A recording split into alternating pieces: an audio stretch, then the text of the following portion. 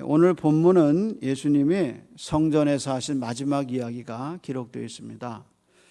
13장 1절에 보면 예수님이 성전을 나가시죠. 그리고 성전을 보시고 돌 위에 돌 하나 남지 않을 거다, 그렇게 얘기하십니다. 마가의 기록에 의하면 예수님은 이렇게 나가신 다음에 한 번도 성전에 들어오시지 않았어요. 왜냐하면 이 성전이 무너질 것을 예언하셨기 때문이죠. 그래서 예수님이 성전에서 일어난 마지막 이야기는 서기관에 대한 경고입니다. 너희는 서기관같이 되지 말라. 또 하나는 우리가 잘 아는 가난한 과부의 헌금 이야기를 하고 계십니다. 이 두 이야기가 따로 떨어져 별개의 것 같이 보이지만 사실은 두 개는 떨어진 이야기가 아니라 서로 연결되는 이야기입니다. 그렇다면 서기관이 누굴까요? 예수님은 서기관의 행동에 대해서 본문에 네 가지로 얘기하셨습니다. 38절에 나오는데, 첫째는 서기관들이 긴 옷 입고 다니기를 좋아한다, 그렇게 얘기했습니다. 여기서 긴 옷이라는 말은 화려한 자수를 놓은 망토를 의미합니다. 자수를 놨어요. 기계로 짠 게 아니라 사람이 손으로 다 엮었습니다. 그래서 화려한 자수를 입고 성전에서 제사장이 있는 에봇과 비슷한 건데 이거를 입고 다닙니다. 당시 옷은요, 신분을 상징해요. 지금도 옷 입는 거 보면 그분이 어떤 분이다라는 걸 좀 알 수 있듯이 당시 옷은 신분을 나타냅니다. 그래서 그가 이렇게 자수가 생긴 옷을, 긴 옷을 입고 다니면 사람들이 알아보는 거예요. 아, 저분은 율법을 가르치는 서기관이구나 하고 옷을 보고 자기가 누군가를 알 수 있게 했죠. 그래서 자수 놓은 망토를 입고 다녔습니다. 아주 긴 옷을 입고 다녔어요. 두 번째는 시장에서 문안 받기를 좋아했다 그랬습니다. 당시 시장은 소통의 장소고요, 사람들이 많이 몰리는 장소입니다. 이렇게 망토를 입고 긴 옷을 입고 광야 나가는 법은 없습니다. 사람이 많은 시장에 나와 있습니다. 그러면서 사람들에게 인사받는 것을 좋아했다, 그렇게 얘기했습니다. 세 번째는 회당의 높은 자리에 앉기를 좋아했다 그랬습니다. 여기서 높은 자리라는 말은 시각적으로 높은 자리에 앉기 좋아했다라는 의미가 아니라 여기서 말하는 높은 자리는 첫 번째 자리입니다. 알아서 자리를 내주기를 바라죠. 그래서 자기가 긴 망토를 입고 회당에 들어가면 선생님 여기 앉으세요 하고 그 자리가 자기 자리처럼 앉아 있는 거죠. 그래서 첫 번째 자리를 의미합니다. 마지막으로 잔치 자리에 윗자리에 앉고 싶다 그랬습니다. 여러분, 유대인의 잔치 자리는 대개 이렇게 말굽 모양으로 이렇게 U자형으로 되어 있습니다. 그래서 맨 밑에 테이블 중간에 주인이 앉습니다. 그리고 주인이 앉고 그 손님 중에 가장 높은 사람은 주인의 오른편에 앉힙니다. 그게 윗자리입니다. 그래서 이 사람은 초대받으면 항상 윗자리에 앉고 싶어 합니다. 예수님이 모든 서기관을 조심하라 그런 게 아니라 바로 이렇게 네 가지 형태를 가진 서기관을 조심해라 라고 말씀하셨습니다.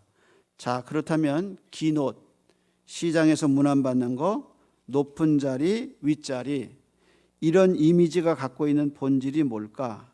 그래서 한마디로 주목받고 싶은 거예요. 존경받고 싶은 겁니다. 그래서 주목받고 존경받는 사람이 되고 싶어 하는 거, 그것이 서기관의 특징이다 얘기했습니다. 지방의 어느 고등학교에서 졸업생들에게 직업 선택의 10계명을 만들어서 나누어 준 것이 사회적 반향을 일으킨 때가 있었습니다. 그 10계명 중에 제가 늘 기억나는 것은 7계명과 8계명입니다. 7계명은 이렇게 되어 있습니다. 사회적 존경 같은 것을 받을 수 없는 곳으로 가라. 직업 선택할 때 사회적 존경 같은 것을 받을 수 없는 곳으로 가라. 8번째 계명은 한가운데가 아니라 가상자리로 가라. 마지막 10번째 계명은 왕관이 아니라 단두대가 기다리는 곳으로 가라. 고등학교를 졸업하고 혹은 대학을 가려는 학생들에게 직업 선택 학과 선택을 할 때 이렇게 얘기했다는 거예요. 단두대로 가라. 중앙으로 가지 말고 가장자리로 가라. 존경 같은 것은 아예 생각지 말고 가라. 이렇게 얘기했는데 이게 학생의 직업 선택이 아니라 목회자에게 주는 교훈 같아요.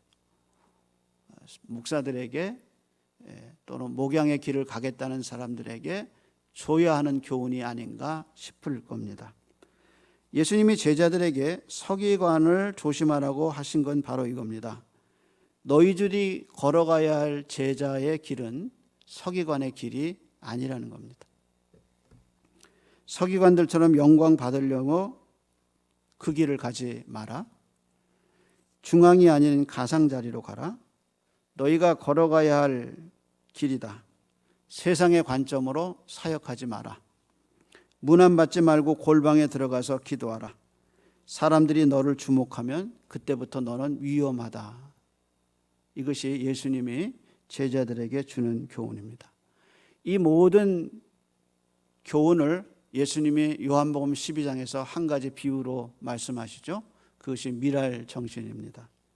그래서 예수님이 자신의 죽음을 요한복음 12장에서 이렇게 말씀하셨습니다.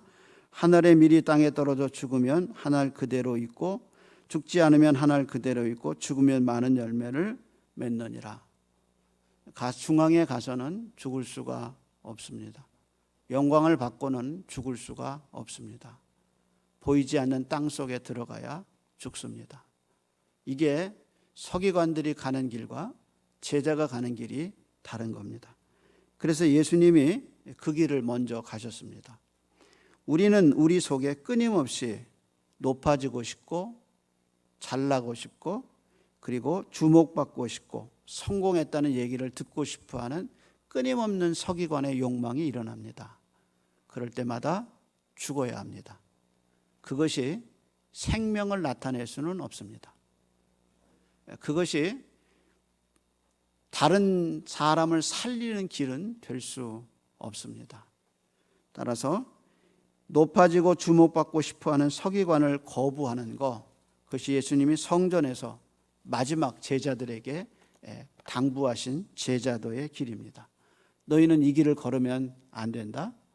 반드시 죽는 길을 걸어라 라고 예수님이 말씀하셨습니다. 예수님은 이런 설교와 당시 서기관들에게 반감을 샀을 겁니다. 그리고 나서서 예수님이 40절에 하신 말씀이 중요하죠. 40절을 읽어보겠습니다. 그들은 과부의 가산을 삼키며 외식으로 길게 기도하는 자니 그 받는 판결이 더욱 중하리라. 여기 과부 얘기 나오죠. 그러면서 그 다음에 과부 얘기가 같이 연결돼서 나옵니다. 여기서 과부의 가산을 삼킨다 그랬는데 이 가산이라는 말이 이제 재산을 의미하는데 원어적 의미를 보면 집이 중심이 되는 거예요. 집이 있고 재산이 있는 건데 그러면 어떻게 가산을 이 서기관들이 뺏었느냐? 그것은 전문적인 지식을 이용해서 율법을 빙자로 과부의 심각한 재산상 손해를 입힌 것으로 생각합니다. 그리고 나서 그들은 어떻게 했냐? 길에서 길게 기도했다 그 말이에요. 속으로는 이렇게 탐욕이 많아서 가난하고 나이 든 사람들의 재산을 탐내면서 그러면서 길가에서는 아주 오랫동안 기도했다는 겁니다. 예수님은 이런 종교 지도자들이 받을 판결과 심판이 얼마나 큰가 하는 것을 얘기했습니다. 종교를 빙자해서 가난한 사람들의 등을 치고 사람들에게 재산상 손해를 끼치고 경제적 이득을 취한 종교 지도자들은 반드시 하나님이 심판하십니다. 그래서 그들이 받을 판결이 더욱 심하니라 그렇게 얘기했습니다. 그러면서 이제 그 다음에 나온 게 뭐냐? 과부의 헌금 이야기가 나왔습니다. 마가는 이 과부가 경제적으로 얼마나 힘든가 하는 것을 두 가지 단어로 표현했습니다. 그 중에 하나가 가난한 과부 이렇게 얘기했습니다. 이 가난하다는 말이 이게 헬라 말의 푸트코스라는 단어입니다. 근데 이 푸트코스라는 말은 언제 쓰이냐면 우리가 잘 아는 예수님의 비유에서 나사로라는 거지 있었으니 할 때 그 거지라는 말이 푸트코스라는 말입니다. 그러니까 이 가난한 과부가 그 앞에 나사로로 비유하면 거지 과부가 그 뜻이에요. 그래서 이 과부가 거지라고 해도 좋을 정도로 아주 극심한 아무것도 없는 상태, 그것이 바로 이 가난의 뜻입니다.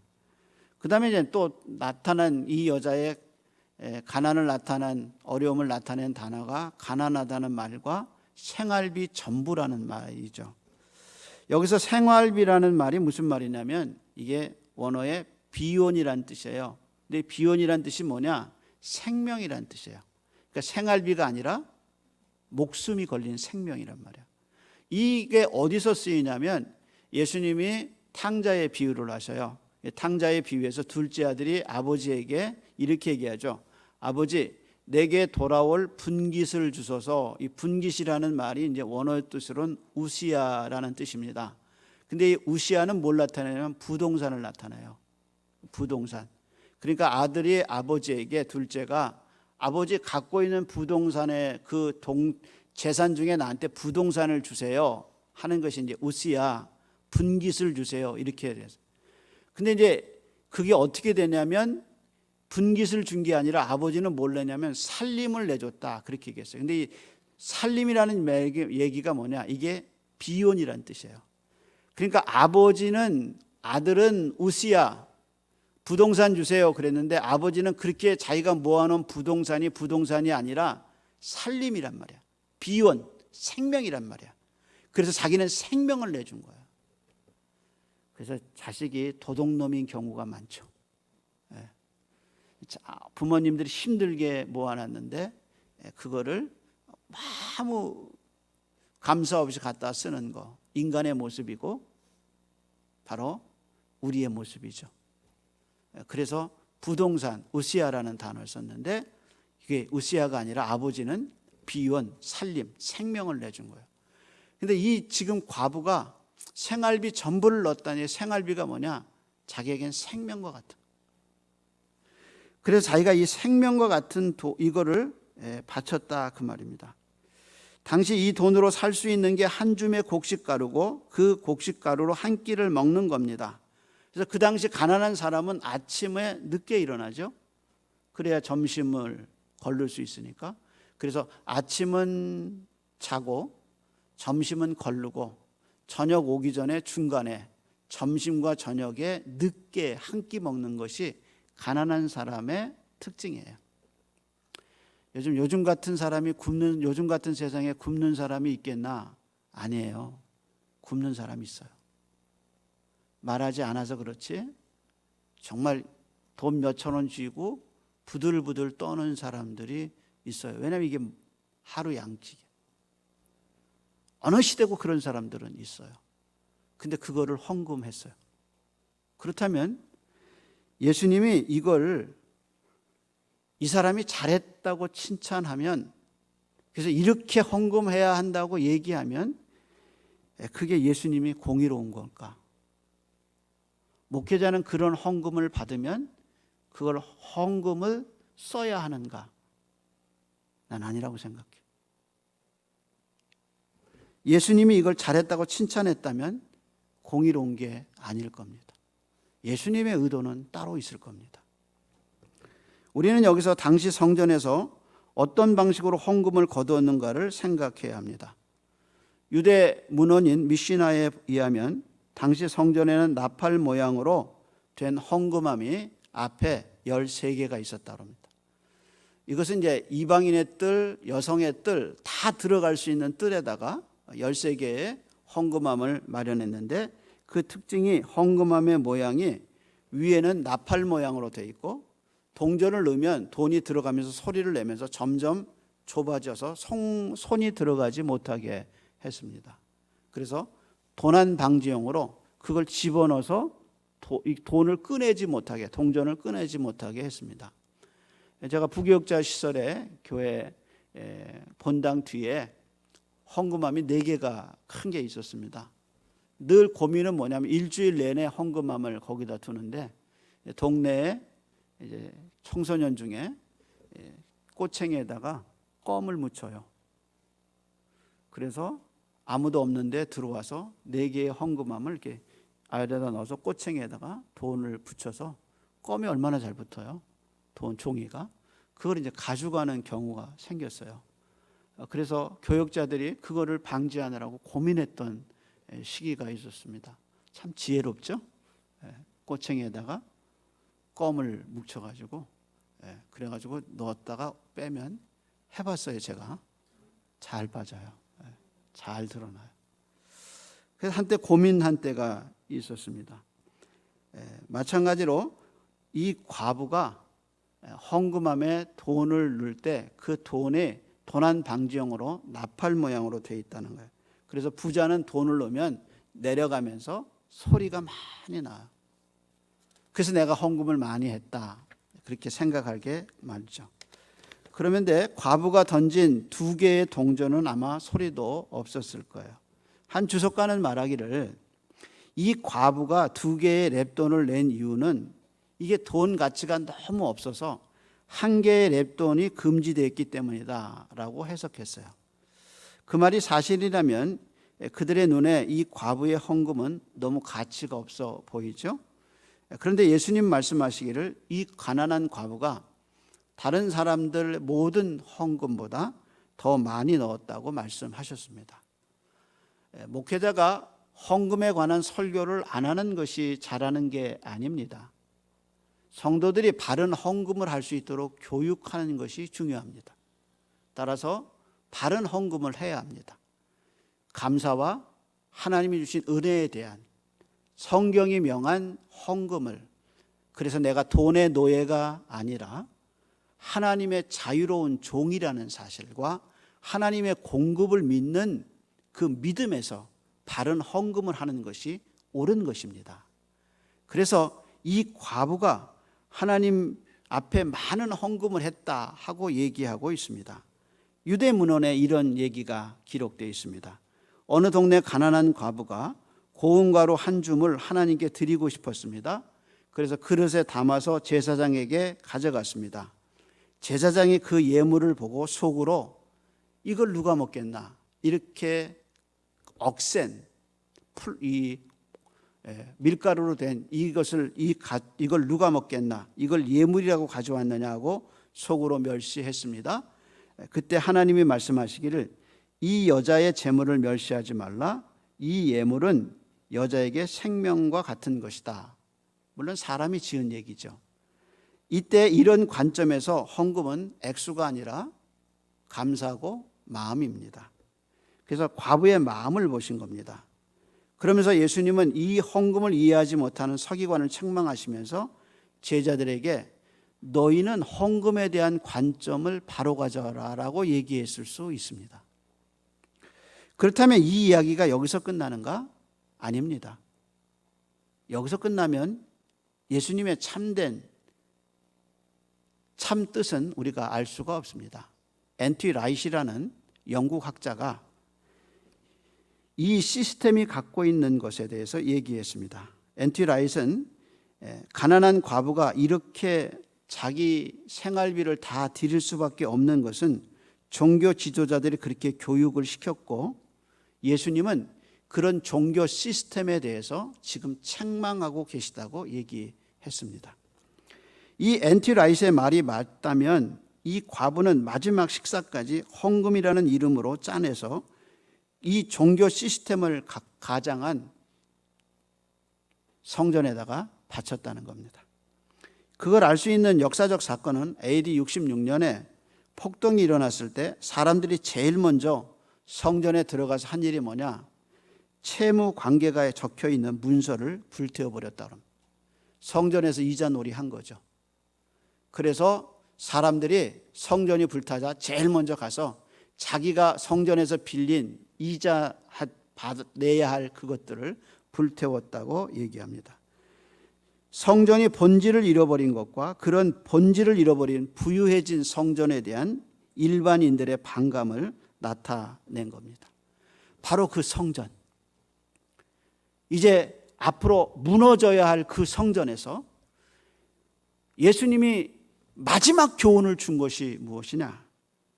너희는 서기관같이 살지 말라 하고 얘기하신 예수님께서 과부의 이야기에서 하고 싶은 말씀은 제자도입니다. 이 악한 시스템 속에서도 자신의 모든 것을 다 드린 이 과부의 모습 속에서 너희가 진짜 배워야 할 제자도가 여기에 있다는 겁니다. 진정한 제자도는 자기 자신을 다 드리는 것. 그것이 자기가 사는 길이 아니라 나와 복음을 위해서 자신을 하나님께 던지는 것, 그것이 제자도이다라고 얘기하시는 거예요.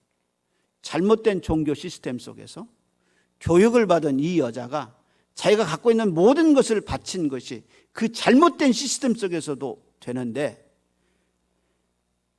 이 땅의 모든 것을 두고 하늘의 보좌를 버리고 이 땅에 오신 그리스도를 믿는, 그리고 그 길을 가는 제자들에게 참 제자도는 무엇이냐라고 얘기하고 계십니다. 그리고 예수님이 내가 걸어가야 할 길을 보여주겠다 하시면서 예수님이 보여주신 길이 뭐냐? 십자가의 길입니다. 그래서 이 성전에, 거대한 성전이 무너지기 바로 직전에 예수님이 이 성전이 아니라 내가 성전이 되고 내가 참된 제자도를 실현할 사람이다 라고 얘기하시면서 서기관이 가는 넓은 길을 가면 생명이 없다. 그런데 이 길에는 생명이 있다. 좁은 길, 미랄의 길을 가라. 네가 원하는 것이 아니라 하나님이 원하시는 그 길을 가라 하고 그 길을 먼저 가신 예수님이 우리에게 그 길을 오라고 하신 겁니다. 절대로 서기관의 길은 생명이 없습니다. 그것은 멸망의 길입니다. 하나, 자신을 죽여서 하나님께 드린 이 예수님의 길이 생명의 길입니다. 당신은 제자입니까? 서기관입니까? 기도하겠습니다.